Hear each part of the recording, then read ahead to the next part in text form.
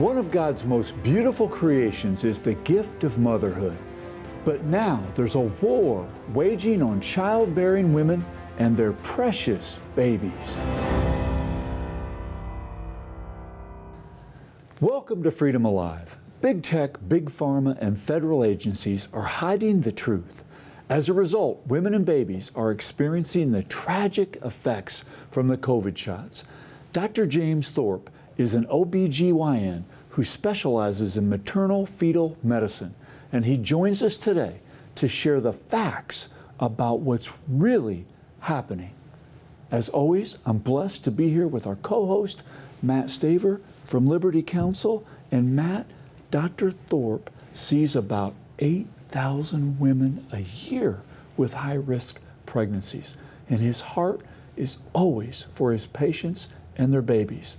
That's why he's risked everything to speak out about the tragic effects of these COVID shots. And those organizations that we should be able to trust are keeping it hidden from us. Yes, and he has articles and he has the data to talk about what is really happening, and some of this data is coming directly from the federal government, but they're not making it available to the public. You have to dig for it. They put it in some of their documents. You have to go to court and get the documents where the courts forced Pfizer and the FDA to release documents that they didn't want to release for 75 years. But the data is there. It's not only in the United States, but it's worldwide, and it is affecting adversely women with regards to menstrual cycles, and that includes even young girls who are premenstrual, menstrual, and postmenstrual. And it's affecting the babies and the stillbirths. It's unbelievable, the catastrophic impact. And it's not only on those who have taken the shots, and this is something he'll talk about, but it's also having an effect on those who haven't taken the shots but are in close proximity or relationship with somebody who has done so. Startling, to say the least. We delight in bringing this information to you episode after episode. But up next is our Freedom Alert. Court protects women's sports in West Virginia. I'm Matt Staver, co-host of Freedom Alive. A federal judge ruled that a West Virginia law that prevents biological boys from competing in female school sports is constitutional and can remain in place. Judge Goodwin ruled that an 11-year-old boy who wants to identify as a girl does not have a right under the Equal Protection Clause or Title IX to participate on the girls' cross-country and track teams at his middle school. The ACLU and its West Virginia chapter filed the lawsuit in 2021 on behalf of the boy who wanted to compete in the middle school cross-country in Harrison County. Praise God for this ruling. Female athletes train hard and should not lose titles and scholarships that are rightfully theirs and incur injuries by competing against males. Up next, Matt's interview with Dr. James Thorp. I want to welcome to Freedom Alive our special guest, Dr. James Thorp. He is board certified as an OB-GYN specializing in high-risk pregnancies. For 43 years, sees about 8,000 high-risk pregnancies each year. And Dr. Thorp, welcome to Freedom Alive. I want you to share with us some of the information that you have been seeing in your practice and in your research with regards to the COVID-19 shots as it relates to maternal pregnancy and function of menstrual cycles. You just co-authored an article called COVID-19 Vaccines, the Impact of Pregnancy Outcomes and Menstrual Function. So yes, what we have seen, what I have seen and my co-authors have seen in the recent VAERS analytics using the governmental database, the CDC and the FDA, has been just absolutely catastrophic from many different perspectives. And I believe that this manuscript is the most powerful, irrefutable evidence of adverse effects of these experimental gene therapies in women of reproductive age, pregnant women, preborn and newborn babies. Now, here's the article, and it has a number of charts. I want to be able to go into some of the detail, but the abstract in this article, the very introduction that gives you an overview, has a series of sentences that I want to just read a little brief introduction to give an idea of how many adverse events you are seeing and documenting with regards to pregnancy outcomes and menstrual functions. That the COVID-19 shots are associated, you indicate, with a significant increase in adverse events with all proportional reporting ratios in every area across the board. And those include menstrual abnormalities, we'll talk about that, miscarriage, fetal chromosomal abnormalities, that's deviation to what your normal DNA would be, fetal malformation, fetal cystic hygroma, fetal cardiac disorders, fetal arrhythmia, fetal cardiac arrest, fetal vascular malperfusion, fetal growth abnormalities, fetal abnormality with regards to surveillance, fetal abnormal surveillance, in other words, I guess following the development of the baby, fetal placentothrombosis, first fetal death and stillbirth, and premature dead babies. Unbelievable list. I want to break this down, but let's look at, for example, the increase that you have seen, and tell us how you've seen this with regards to just the menstrual abnormalities. And then we'll get to what happens during pregnancy. Right. So we published actually several articles on the menstrual abnormalities, and one of them is published about 8 months ago, and that's through the RFK CHD group and several colleagues. Tiffany Parato was the founder of My Cycle Story, and we broke that about 8 months ago. And then in this particular article, it's verified using governmental data. Tiffany's data was basically that we published before was respondent questionnaire. It was done very well. These are massive, extraordinarily catastrophic, heavy bleeding events that heretofore have been unprecedented. Now, these are not your normal just heavy bleeding cycle, but these are things that I believe you've indicated you've not quite seen before in your practice at this kind of level? That's correct. I've never experienced something like this before, and nor has any of the other experienced clinicians in our group. This is just beyond belief. And it's not just in women of reproductive age. It's in young children, young daughters, young girls, and it's in postmenopausal women as well. Now, this is as it relates to someone who's taken the COVID shot and they have this significantly abnormal bleeding, whether they're premenstrual cycle, menstrual cycle, or post-menstrual cycle. And what's the percentage of increase between before the COVID shots and after the COVID shots in the United States of America? Speaking specifically, are you asking with regard to the menstrual abnormality? That's right. That's a difficult number because we have reporting ratios and proportional reporting ratios and odd ratios and relative risk. I think that it's very difficult to quantitate that. But what I would say, if you looked at our numbers in the global data, you're looking at a 1,200-fold increase in severe menstrual abnormality with the COVID-19 vaccine compared with that of the influenza vaccines. So you're saying globally what you're seeing is 1,200-fold or 1,200 times normal?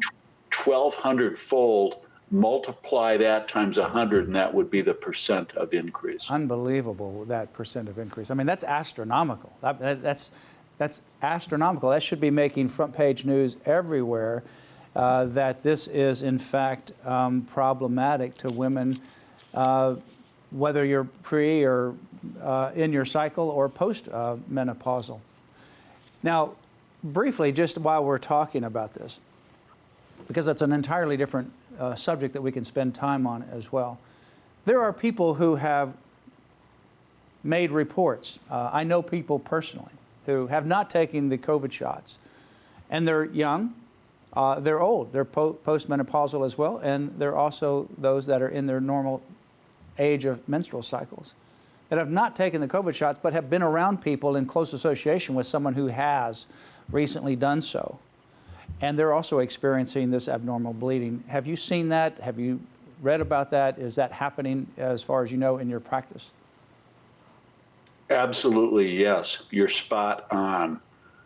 In fact, in the Tiffany Perato and Jill Newman and Warren and Leonard Murphy and Christiane Northrup and many other of our CHD and Millions for Against the Mandate group, absolutely. In fact, 80% of the women from last year who had these horrible catastrophic bleeds were non-vaccinated. And our next publication, which is going to be published soon, shortly, is going to shed a tremendous amount of insight on that, because we have data showing that of those 80% that weren't vaccinated, that had the severe menstrual abnormalities, exactly as you said, within 7 days, they were in intimate contact with vaxxed or multiple vaxxed individuals. You're spot on. You know, it's just completely contrary to the narrative that you need to take this because it's safe and effective, and that even if you don't need it for yourself, take it to protect other people, when in fact taking this can not only be harmful to the person who takes these shots, but also have adverse events or adverse reaction to people who are in close proximity or close contact with those who have taken the shots, but that individual has not. But they have some kind of shedding effect, it appears, of some of those adverse events going to someone who didn't have the shot, which is very, very concerning. You're absolutely right. You're spot on. You're 100% accurate. This is not an issue of vaccinated and unvaccinated. And I want to move away from that polarity, the political polarity of that narrative, because we're all in this together. We're all children of the Most High God, and we are all being attacked and assaulted. It's don't go with the divisions. That's the same as, you know, what Hitler tried to do, and they're trying to divide us. And, you know, in terms of the 97% of physicians that are vaccinated and maybe not necessarily on my wavelength, they don't respond well to data, to this type of data. I think they will respond much better to love and endearment, because when I present this data to them, it's very, very upsetting to them personally, and they can't receive it, and they often respond in anger and in pain and in ad hominem attacks. So I think it takes more of a loving gesture. Listen, you know, my name is Dr. Jim Thorp. Okay, I'm a human being. I've made mistakes in my life. I'm a human being. I'm allowed to make mistakes. But I've looked at new data, and now I know I made a mistake and what I did was wrong. We need to engender that type of academic metanoia, if you will. Yeah. Very good, very well said, because sometimes some are entrenched in whatever their position is, and or they may have recommended the shots and they don't want to admit that they made a mistake with regards to people being hurt who relied upon their counsel. One last thing before we move on to that other points. How can you tell that this is related to the shot? Because you say, for example, a large percentage of these people who are having abnormal menstrual cycles have not had the shot, but they've been in close proximity to somebody who has had the shot. Do you have any comparison, say, for example, in 2020 and early 2021 until we get to December 2021, where the shot actually first became available? Absolutely, 100% I do. And it's actually in our paper, and it's in the discussion. And if you go to that figure number 7, you will see the whistleblower data of that. It's a blue slide. And on the x-axis, you see the fetal death rate going from 0 to about 30 per 1,000 births. Well, first of all, let's look at that blue line. You look at the blue line hovering at about 5.8 over the past 3 years. That's very, very solid, very little deviation. In fact, the standard deviation of that line is only 0.5 fetal death per 1,000. But now look what happens if you aggregate that data from the 3 years prior to 2020, you'll see that the fetal death rate was about 5.84 per 1,000. Now, look what happened in 2020 when hundreds of thousands were killed. We had the severe pandemic from COVID-19. Look what happened to the fetal death rate. It dropped. It did not increase from COVID-19. That is the strongest, most irrefutable evidence that I can provide documenting what I have observed clinically in my vast experience. Almost 24,000 high-risk OB patients in the last 3 years and a few months. So I have my fingertips on the pulse of obstetrical outcomes. This fetal death did not occur until 2021 after the rollout of the vaccines. This is unprecedented. So you're basically going from a fetal death rate of about 5.8 per 1,000 to about 29.3 per 1,000.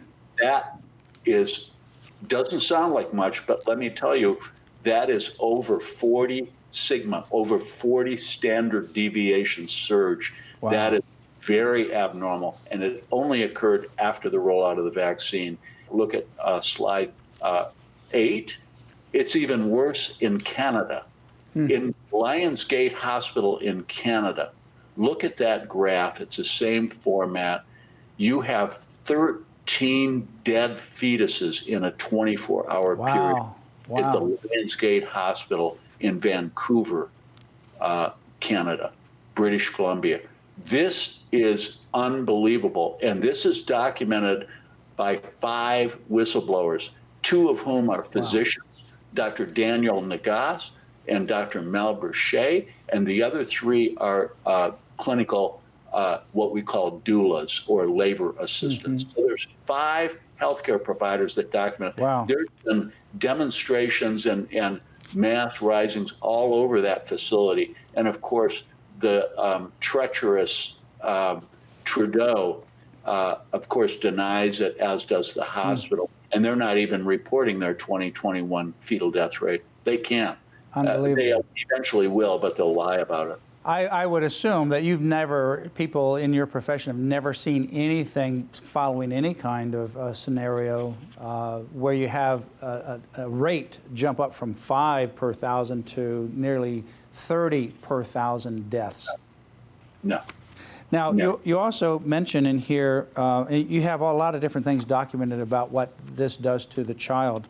I want to talk about infertility in a few moments here, but you have fetal malformation, but you also have fetal abnormalities with their chromosomes, and I assume that's their DNA. Something has been damaged in that baby's DNA in utero after the shot? That's certainly possible. And in fact, in Pfizer, the 5.3.6 postmortem data, they talked about chromosomal and genetic abnormalities. So I don't know that we can exactly determine the mechanism of that. That might not be alteration of the DNA. I don't think that early would be alteration of the DNA from the vaccine. But what I do think it is the vaccine, I suspect, and this is speculation, that it's due to the very severe, massive inflammatory effect of the vaccine. Yeah, because you've mentioned before that when you're pregnant, you want to avoid inflammatory processes. They're very damaging to the child. And this mRNA, particularly the Moderna, the Pfizer, any of these that are particularly in that area are very inflammatory. So that inflammation itself is going to cause damage not only to the person, but obviously to the baby that is being carried by the mother. That's absolutely correct. And, one of my long-term maternal fetal medicine colleagues in the world, who's extraordinarily well-respected around the world, Dr. Roberto Romero, has essentially spent the last 50 years focusing on the severe adverse effects of inflammation in pregnancy. One of the things that you have here in your table from the Pfizer data, in other words, they knew this. You're discovering more information, but they knew that this was a risk to pregnant women, and yet they're still recommending women who are pregnant to get the shot. They had early on, in the early truncated phases, 274 pregnancy cases that they had, and they found that there was a significant increase in damage to and harm that it was causing. But they also said that they had no outcome provided for 238. They have 274 cases, and they don't report on 238 of them. Yet, even within the ones that they do report on, there's significant cause for alarm. And yet they continue to push this, and they don't provide this narrative and this data to the public until a court forces them to release the data. It's very, very, very concerning. And that page 12 of that document that you're taking that from, I've had in my possession since March of 2021. Of course, it wasn't, the federal judge didn't get through all of the logistical efforts that he or she had to do to get that. It wasn't released until the April Fool's joke on April 1st, 2022, like 15 months later. It's an and it's really, it's criminal that the CDC and the FDA did not announce that. It's absolutely criminal. It's absolutely criminal. The American Board of Obstetrics and Gynecology, the Society for Maternal Fetal Medicine, and the American College of OB-GYN have absolutely failed. They have absolutely focused on their politically correct issues that are non-science, like trying to confuse people with gender, trying to talk about men getting pregnant, trying to talk about, push the narrative of men chest feeding. They are totally woke and lost their common sense. They have gone mad.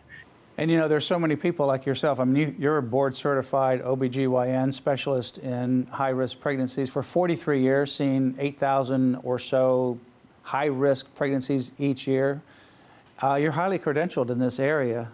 You have no reason to come out and address these things other than the fact that your profession and your calling is to help these mothers and the children. And you're seeing in your practice and others who are colleagues of yours the same kind of damage that's happening because of this propaganda. With regards to fertility or infertility, is this having an adverse effect on, say, female or even male fertility rates?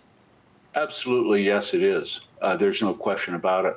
When you look at the birth rates and the infertility rates around the world, they've shot up catastrophic. If you're looking at standard deviations above the mean, you're looking at multiple standard deviations, not the 30 or 40 or 50 or 60 or 300 that you see with the fetal death rates, but you're looking at substantial 3 or 4 sigma.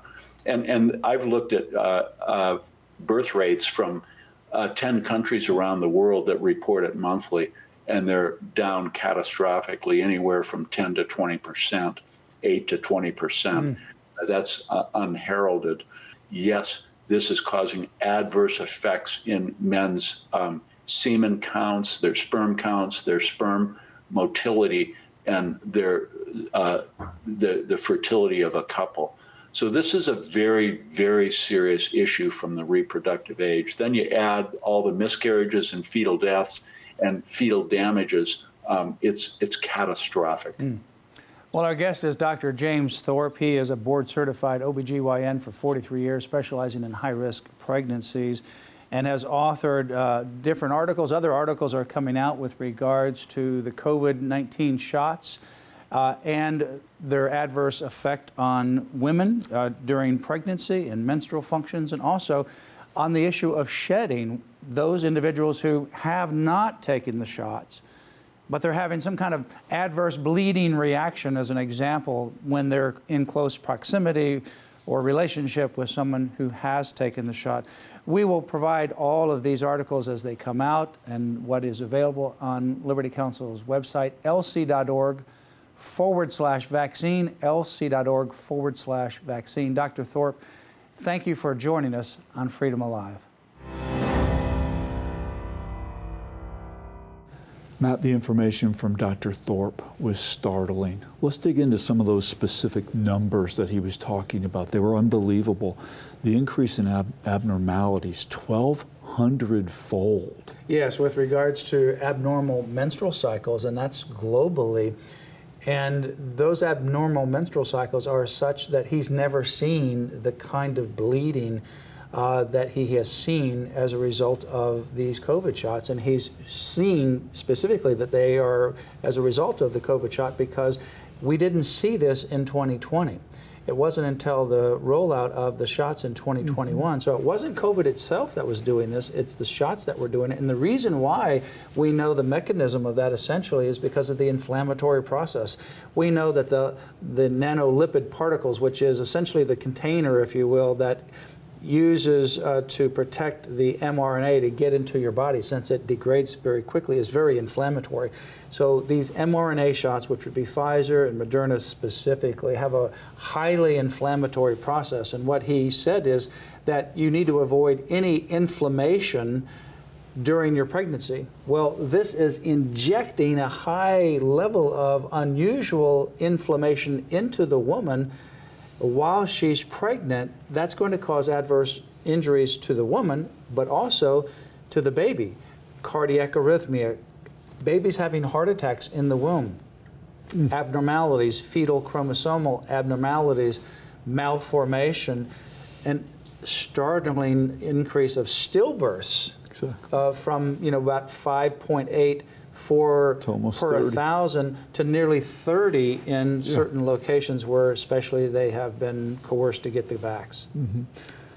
I'm so thankful that God delivers guests like Dr. Thorp to us. We've had so many on Freedom Alive, right? Peter McCullough, Robert Malone, Ryan Cole, Dr. Zelenko. I mean, it's just amazing. People that are so close to this issue, not government bureaucrats, but that are seeing hundreds or even thousands of patients a year and that are in the middle of all this, and we're able to bring this. I'm sure that at home this information must seem startling because you just don't hear it, yet we are deeply committed to just bringing you the truth with every episode, and we will stay on this issue and others with Freedom Alive. Well, in closing, remember Psalm 127, verse 3, which says, "Children are a heritage from the Lord, offspring a reward from Him." Our freedom is a gift from our Creator. We must never forget that and always protect it. So join us here next time, where you will hear victories as well as ways you can stand up for your priceless freedom. Join us again for Freedom Alive.